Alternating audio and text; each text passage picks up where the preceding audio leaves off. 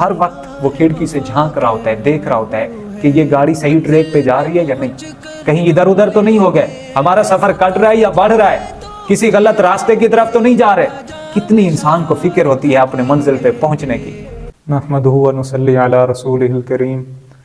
اما بعد فاعوذ باللہ من الشیطان الرجیم، بسم اللہ الرحمن الرحیم۔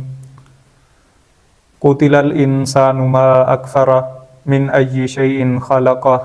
من نطفۃ خلقہ فقدرہ ثم السبیل یسرہ ثم اماتہ فاقبرہ ثم اذا شاء انشرہ۔ صدق اللہ العظیم۔ سامعین محترم، میں نے آپ حضرات کے سامنے قرآن مجید کے 30ویں پارے میں سے سورۃ عبسہ کی چند آیات تلاوت کی ہیں، جن کے اندر اللہ رب العزت نے انسان کی ناشکری اور شکوہ شکایات کو بیان کیا ہے کہ اللہ رب العزت نے انسان کو جو نعمتیں دے رکھی ہیں وہ تو بے شمار ہیں، ان گنت ہیں، لا تعداد ہیں، لیکن اس کے باوجود بھی انسان جب اللہ رب العزت کی ناشکری کرتا ہے، شکوہ شکایات کرتا ہے اور اللہ کی دی ہوئی ان نعمتوں کی بے قدری کرتا ہے اور اللہ کے وجود کا انکار کر بیٹھتا ہے یا اللہ تعالیٰ کے احکام کی خلاف ورزی کر بیٹھتا ہے، تو اللہ رب العزت فرماتے ہیں قتل الانسان، قتل کر دیا جائے انسان، ما اکفرہ، یہ کتنا ناشکرہ ہے، کیسا ناشکرہ ہے۔ پھر اللہ رب العزت نے انسان کی جو تخلیق ہے اس کی ابتدا سے لے کر انتہا تک چیزوں کو بیان کیا کہ اس کی ابتدا کیسے ہوئی، اس کا انجام کیا ہے، اس نے جانا کہاں ہے۔ فرمایا کہ من ای شیء خلقہ، کیا انسان دیکھتا نہیں ہے کس چیز سے اللہ رب العزت نے اس کو پیدا کیا؟ چونکہ اس کا جواب متعین تھا تو اللہ نے خود ہی آگے جواب دیتے ہوئے فرمایا من نطفہ، ایک نطفے سے پیدا کیا۔ وہ نطفہ، وہ پانی کا ایک قطرہ کہ جو کسی انسان کے کپڑوں کو لگے تو اس سے کراہت محسوس ہوتی ہے، جب تک دھوئے نہ اسے چین نہیں آتا، بدن پہ لگے تو اچھا محسوس نہیں ہوتا۔ اس نطفے سے اللہ نے انسان کو پیدا کیا، اور صرف پیدا نہیں کیا بلکہ اتنا خوبصورت بنایا، سجایا اور سنوارا کہ فرشتوں کو اس انسان کے سامنے جھکا دیا، اسجدوا لآدم کہہ کر، کہ انسان کو مسجود ملائک بنا دیا، انسان کو مکین جنت بنا دیا۔ تو شکوہ تو بنتا ہے، اللہ رب العزت اتنے انعامات کریں، احسانات کریں، فضل و کرم کریں، ایک نطفے سے انسان کو اتنی خوبصورت شکل و صورت عطا کریں، پھر بھی انسان اگر اس ذات کی ناشکری کرے، شکوہ شکایات کرے، تو اللہ رب العزت حق اور سچ فرما رہے ہیں قتل الانسان، کہ قتل کر دیا جائے انسان، ما اکفرہ، کتنا ناشکرہ ہے وہ، کیسا ناشکرہ ہے وہ اپنی خلقت کو نہیں دیکھتا، اپنی تخلیق کو نہیں دیکھتا، اپنی ابتدا کو نہیں دیکھتا، اپنی پیدائش کو نہیں دیکھتا کہ کس چیز سے اللہ نے اس کو پیدا کیا۔ خلقہ فقدرہ، پیدا کیا اس کو، پھر اندازے کے ساتھ بنایا، معتدل بنایا، خوبصورت بنایا۔ کتنا خوبصورت بنایا کہ جس طرح کی انسان کی قد و قامت اور جسامت تھی، اسی کے مطابق اللہ نے اعضاء عطا کیے، اسی کے مطابق اللہ رب العزت نے اس کو ہاتھ پاؤں دیے، آنکھیں اسی کے مطابق دیں، اسی اندازے کے مطابق زبان دی، کان دیے، چہرہ دیا۔ یہ نہیں ہے کہ انسان کا جسم، جسامت وہ چھوٹی ہو اور اعضاء بڑے ہوں تو یہ اچھا نہیں لگتا۔ اسی طرح اگر قد و قامت اور جسامت زیادہ لمبا ہو اور اعضاء چھوٹے چھوٹے ہوں تو بھی اچھا نہیں لگتا۔ جو چیز جہاں پہ آ سکتی تھی اللہ نے اس طرح خوبصورت بنایا۔ پھر جب انسان بن گیا، اس کی تخلیق ہو گئی، ماں کے پیٹ میں تھا، بڑا ہو گیا، اب اس نے باہر کیسے آنا ہے ماں کے پیٹ سے؟ ثم السبیل یسرا، اللہ نے ایک اور نعمت گنوا دی کہ میں نے اس کے دنیا میں آنے کا راستہ آسان کر دیا، اس پہ مزید میں نے احسان کیا۔ پھر یہ دنیا میں رہا، پھر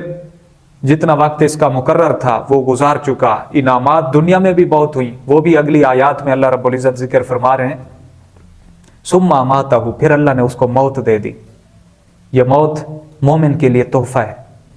یہ موت ہی رکاوٹ ہوتی ہے مومن اور جنت کے درمیان۔ جو ہی موت آتی ہے، ایمان والا، نیکوکار، اللہ کا فرما بردار، وہ سیدھا جنت میں۔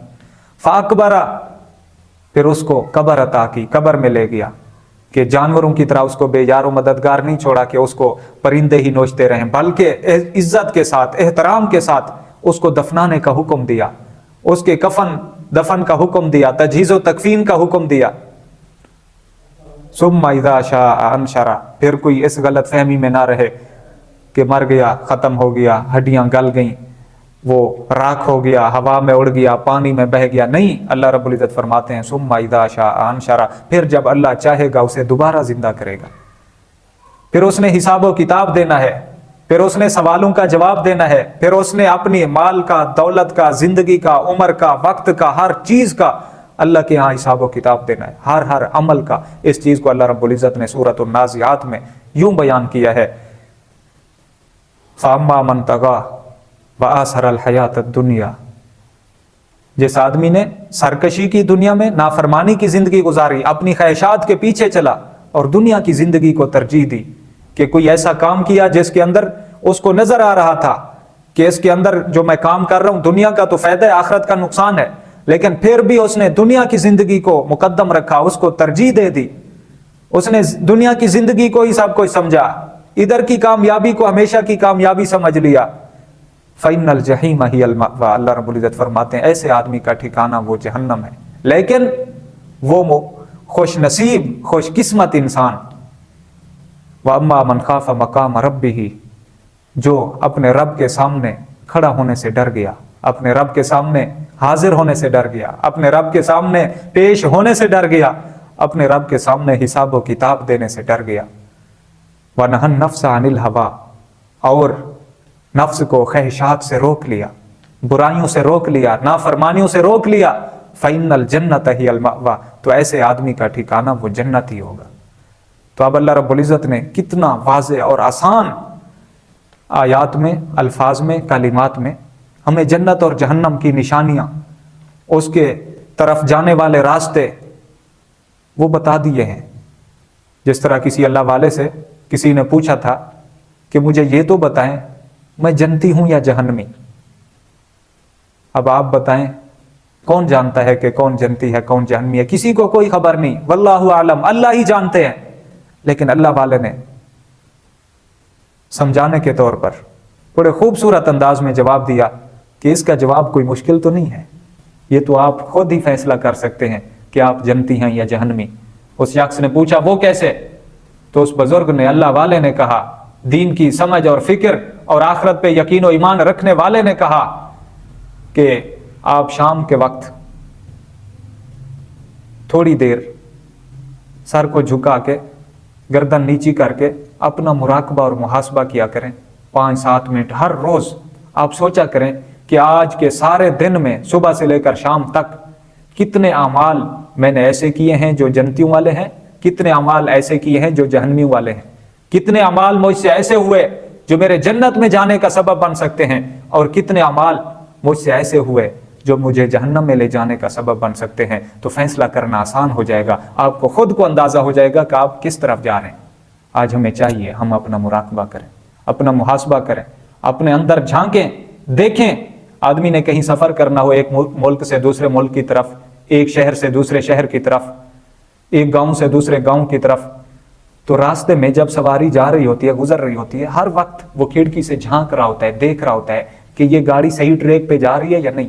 کہیں ادھر ادھر تو نہیں ہو گئے، ہمارا سفر کٹ رہا ہے یا بڑھ رہا ہے، کسی غلط راستے کی طرف تو نہیں جا رہے۔ کتنی انسان کو فکر ہوتی ہے اپنے منزل پہ پہنچنے کی، اپنے مقام پہ پہنچنے کی، اپنے شہر میں پہنچنے کی، کتنی فکر مند ہوتا ہے۔ آج ہم بھی دیکھیں کہ ہم کہاں جا رہے ہیں، جنت کی طرف یا جہنم کی طرف۔ انسان کا جو اصل ٹھکانہ ہے وہ جنت ہے،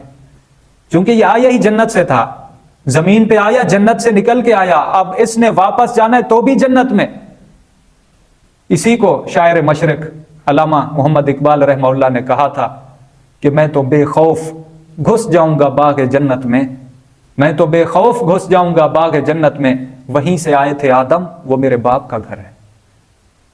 کہ ہم راہی ہیں جنت کے، ہم مسافر ہیں جنت کے، ہماری منزل وہ جنت ہے، اللہ کی رضا ہے، اللہ کی فرما برداری ہے۔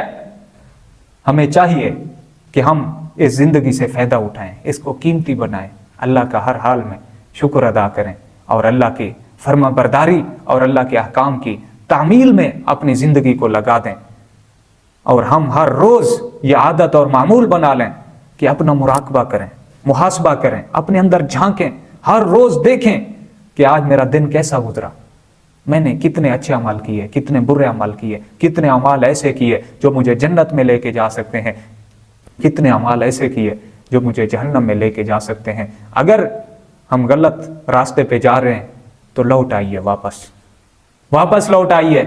सीधे रास्ते की तरफ। फफिर्रू इलल्लाह, अल्लाह की तरफ रुजू कीजिए,